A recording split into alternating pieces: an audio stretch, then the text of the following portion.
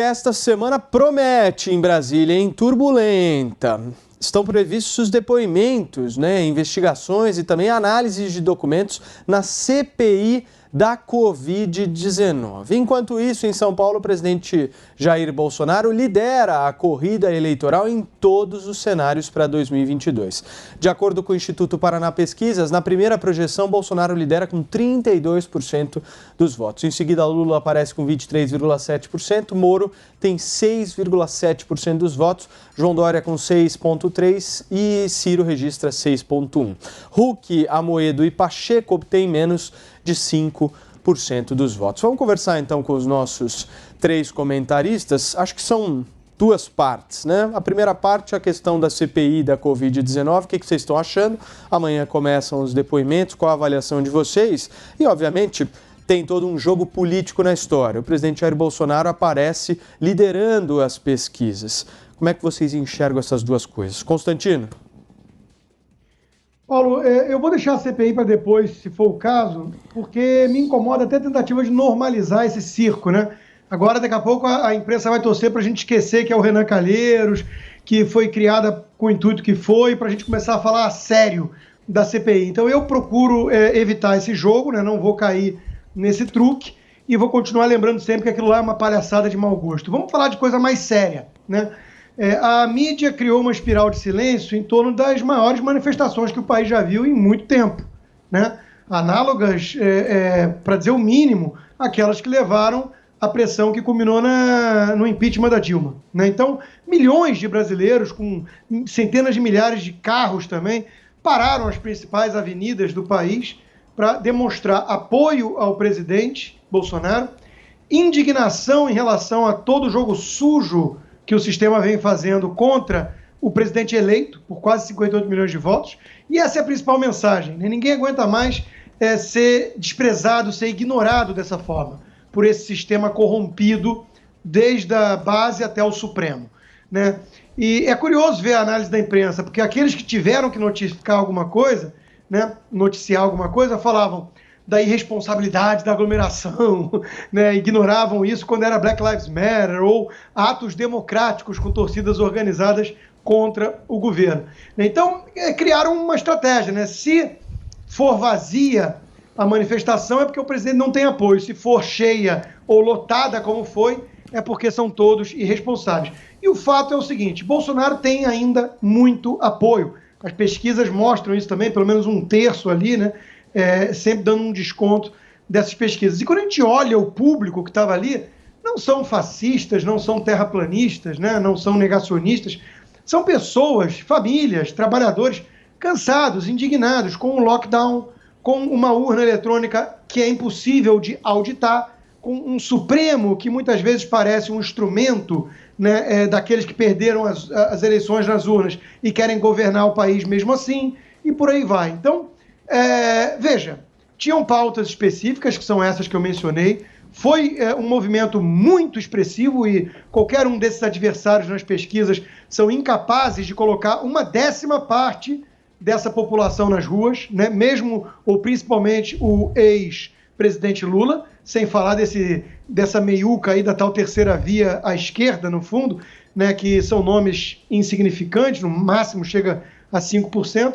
Então, o que estamos vendo é que há uma bipolarização aí no país, há uma bifurcação entre a volta da quadrilha do PT ou o presidente Bolsonaro, com todos os defeitos que sejam, mas sem cair nessa narrativa de rótulos ridículos, genocida, negacionista e baboseiras do tipo. Então, a população deu um recado. O presidente tinha pedido um sinal, Acho que ele teve um sinal bem expressivo.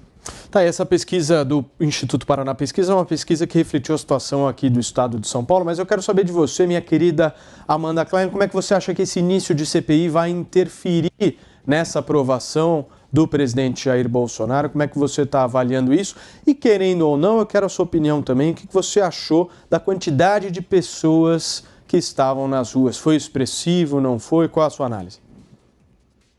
começar pelos protestos, Paulo, só para pegar uma carona no que o Constantino falou, e depois eu falo da CPI, talvez até num segundo momento, numa segunda intervenção, para não ficar muito longo. Então, sobre os protestos, eu concordo com o Constantino, acho muito ruim a grande mídia, a grande imprensa não ter dado destaque devido. Acaba caindo naquela pecha de que é parcial ou de que é contra o governo Bolsonaro. E aqui eu acrescento o seguinte, nos Estados Unidos, aliás, onde o Constantino mora, é muito comum uma emissora, um determinado jornal apoiar este ou aquele governo, ser republicano ou democrata. Não tem nenhum problema em relação a isso. Mas isso não quer dizer que a imprensa tenha que ignorar a notícia. Nos Estados Unidos, a gente sabe que a Fox News é abertamente republicana, a CNN é abertamente democrata, mas daí você tem que, a partir daí, você tem que agir com um determinado apreço pelos fatos e pela objetividade. Então, esse é meu preâmbulo. Acho ruim ter ignorado, de grande maneira, ter ignorado as manifestações a favor do governo Bolsonaro. Dito isso, quero fazer algumas considerações. Primeiro, não acho que essas manifestações sejam as maiores de que já se ouviu falar ou se ouve notícia. O próprio governo Bolsonaro conseguiu reunir muito mais gente nas ruas em 2019. Tudo bem que era um momento pré-pandemia, mas naquele momento noticiou-se 500 mil pessoas na Avenida Paulista, 20 mil em Brasília, no Distrito Federal. Hoje a gente, ou melhor, no sábado, a gente não viu um contingente tão expressivo, embora tenha sido um número substancial.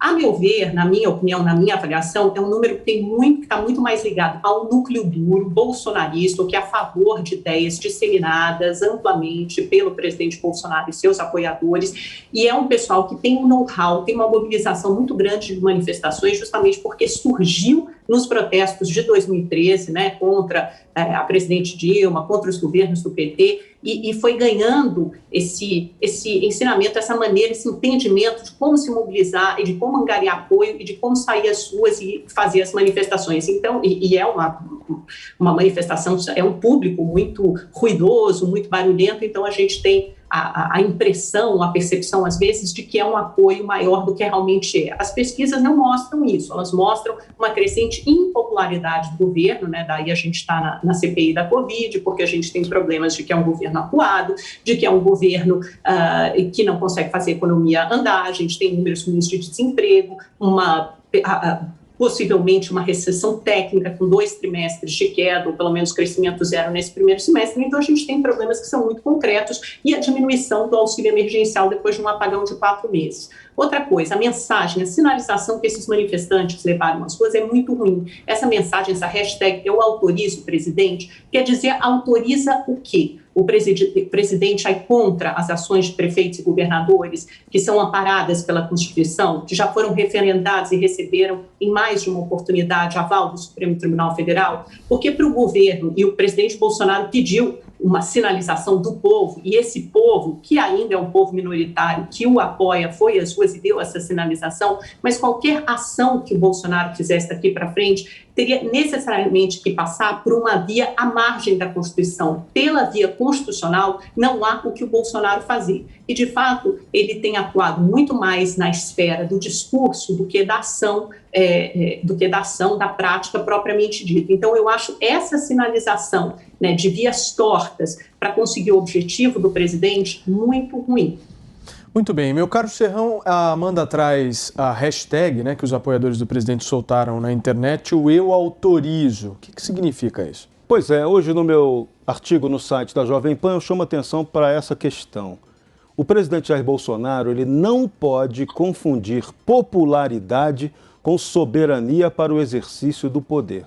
Claramente, o que a população nas ruas no sábado cobrou do presidente foi que ele haja com soberania do poder, já que as pessoas indignadas nas ruas estão percebendo que há uma predominância muito forte do que nós chamamos de poder supremo sobre os demais poderes. No caso aí o executivo, o legislativo, até o judiciário e inclusive o poder militar, calado, quietinho, profissional, há muito tempo, restrito ao mundo dos quartéis, como tem que ser. Então, o recado das ruas foi dado. A rua quer, o povo quer que o presidente Bolsonaro exerça sua sabedoria, sua soberania contra o establishment, que está massacrando as pessoas hoje. Esse daí é o ponto claro da manifestação impressionante, inesperada desse fim de semana, que deixou oposição e a mídia amestrada bestificados e preocupados. já tem até o medo de que nem possa surgir a tal da terceira via que permita uma disputa contra a bipolaridade Bolsonaro versus algum candidato do PT, que pode ser o Lula. Então, desenha-se aí o quadro para a sucessão presidencial que foi antecipada, mas com muita antecedência. Muito bem. Constantino, você está me pedindo a palavra? Pedi sim, Paulo, porque é o seguinte, a Gazeta do Povo, inclusive, acabou de publicar um texto com várias entrevistas com líderes desses movimentos, até porque é uma coisa a chamar a atenção aqui importante. Não teve uma organização concentrada, né? Não teve sequer liderança, foi um movimento muito espontâneo e orgânico, né, que surgiram das redes sociais, de indivíduos e tudo mais. É muito importante pontuar isso, né? Mas conversando com bolsonaristas ou deputados ou algumas lideranças, eles explicam, né, a quem teve curiosidade de perguntar o que é o eu autorizo. E veja, não tem nada de antidemocrático. O Rodrigo Maia chamou as manifestações de antidemocráticas, ele acha democrático a manifestação de falar que o Lula faz bem o debate na política brasileira, né? Então veja quem é, né, que diz isso. Na verdade, é um basta, é um grito de indignação e desespero e cansaço em relação aos abusos que têm vindo do sistema, do próprio Supremo, daqueles que têm rasgado a nossa Constituição, estão, no fundo, clamando pela solidez institucional no país. Chega disso, estão querendo que o presidente lembre, né, que existe um papel a ser exercido e que ele tem que ter coragem para enfrentar esses que estão tentando destruir a democracia brasileira enquanto falam em salvá-la ao lado do Lula, né? Eu quero dar alguns exemplos aqui. A respeitadíssima jornalista Miriam Leitão, do Globo, né, escreveu uma coluna no fim de semana, porque a esquerda sentiu o golpe, viu a quantidade de gente na rua, né? Escreveu uma coluna dizendo que não tem dois extremos na eleição, que só há um extremo e ameaça a democracia: o Bolsonaro. Vejam só, o Lula jogou o jogo democrático, segundo ela, só se for mensalão e petrolão sob a influência do Foro de São Paulo, né? Excesso de democracia, Venezuela, podemos concluir.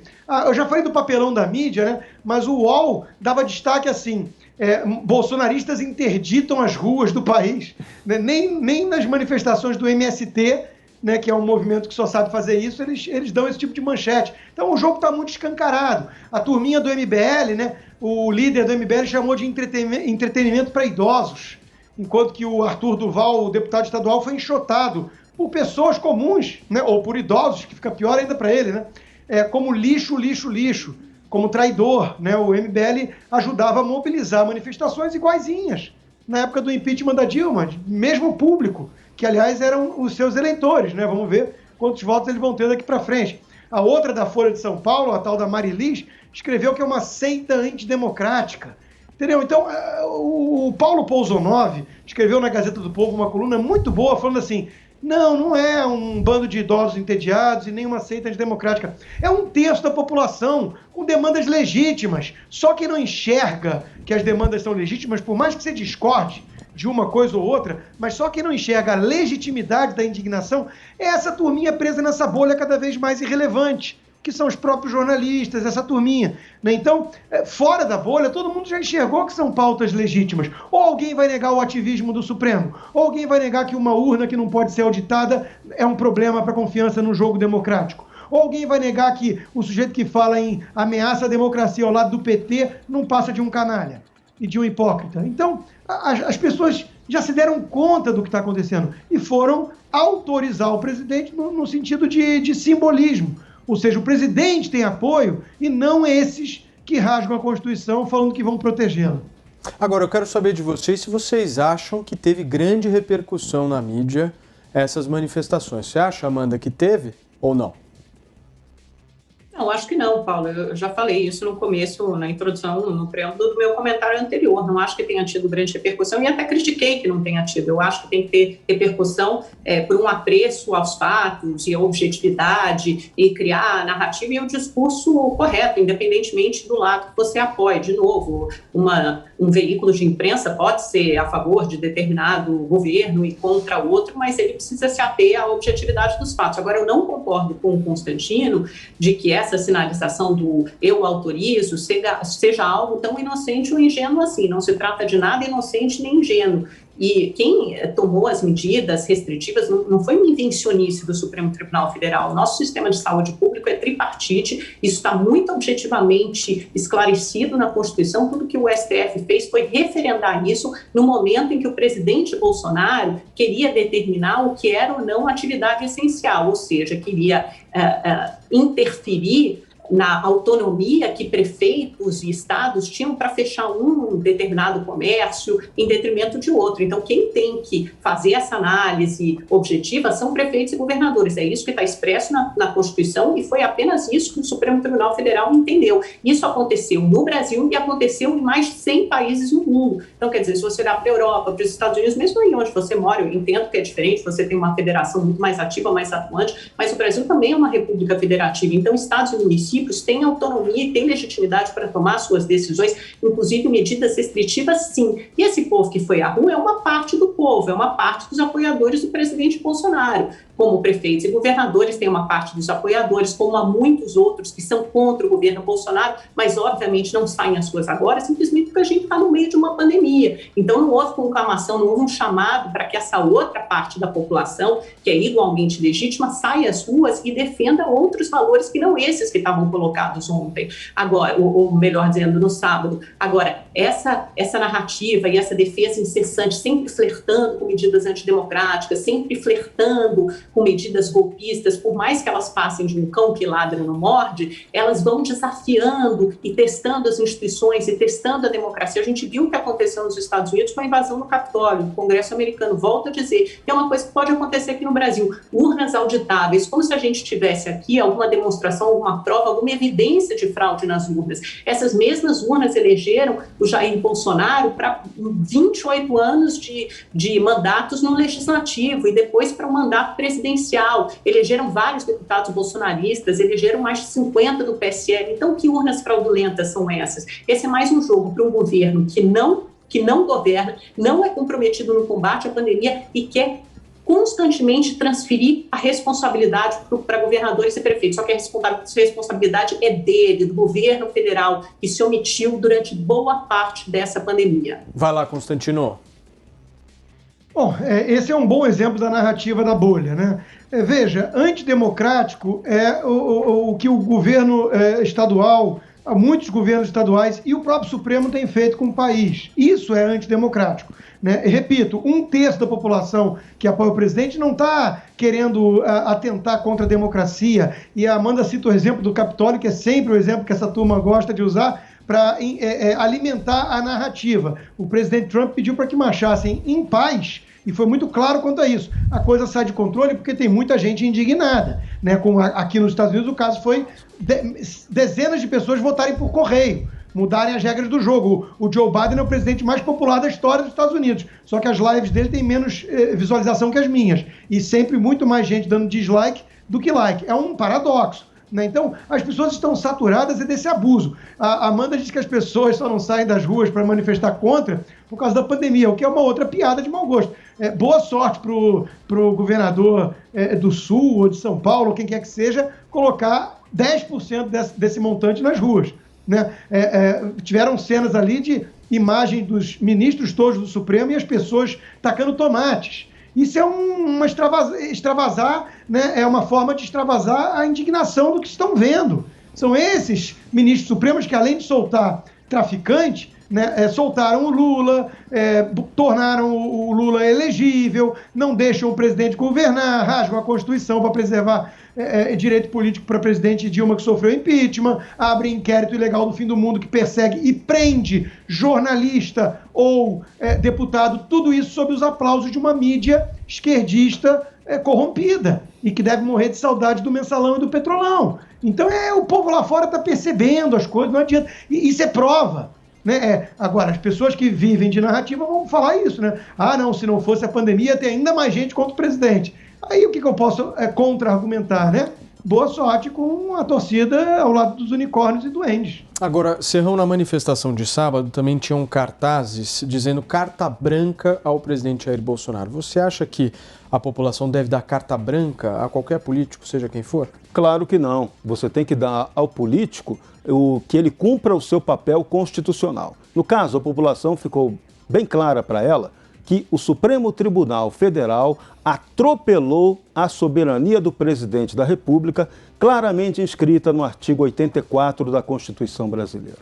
Então, muita gente na rua, equivocada ou não, pede até a aplicação que o presidente Bolsonaro aplique o artigo 142 da Constituição, que, aliás, pode ser aplicado por qualquer um dos poderes constitucionais. Esse artigo é constitucional, então não adianta o mimimi da extrema mídia e de alguns oposicionistas afirmarem que isso aí é contra a ordem democrática. Não, se ele está previsto na Constituição, ele não é contra a ordem democrática. Outro ponto importante dessa manifestação: as pessoas deixaram clara a sua indignação, a sua combustão espontânea contra tudo que o establishment brasileiro tem feito de errado. As pessoas estão percebendo que o presidente da República não consegue governar. Uns por um motivo de ele não estar usando perfeitamente a sua soberania, e isso aí ele tem que aprimorar esse aspecto. O presidente precisa se comunicar melhor e agir melhor institucionalmente, mas as pessoas também percebem que há uma clara intervenção, um claro conluio entre classe política e o poder do Supremo Tribunal Federal, a Suprema Intervenção Federal, para atacar e atrapalhar o presidente da República na sua capacidade de governabilidade, que ele conquistou, inclusive, sendo obrigado a fazer acordos políticos com o centrão do Congresso Nacional. Então, risco de impeachment? Bolsonaro tem nenhum. A própria CPI, que a gente vai discutir daqui a pouco, ela não tem a menor chance de causar nenhum estrago ao presidente, mais do que a campanha sistemática, diária, perversa da grande mídia já tem causado contra ele. O tiro parece que está saindo pela culatra, e é isso que preocupa a oposição. A leitura mais perfeita que foi vista nesse final de semana, nas manifestações da esquerda na internet, foi do ex-presidente Fernando Henrique Cardoso. Ele chamou atenção para um ponto: tem que abrir, tem que recuperar a capacidade da economia. Isso até gerou brincadeiras do Carlos Bolsonaro, alegando que Fernando Henrique Cardoso teria virado negacionista, pois ele estaria falando o mesmo que o pai dele, Jair Bolsonaro.